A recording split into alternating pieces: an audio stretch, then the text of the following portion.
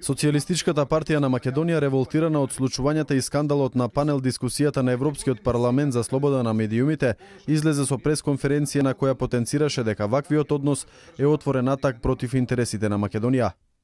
Оваа група македонски новинари сама по себе не е некоја закана за македонските национални интереси, доколку зад неа не стојат и други политички сили и парите на фондацијата Сорос.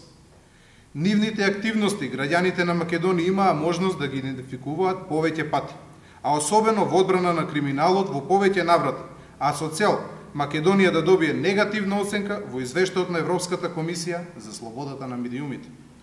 Од снимките, што имавме можност да ги видиме на електронските медиуми, може уште еднаш да се констатира дрскоста и крајната некултура на организаторот на оваа наменска трибина,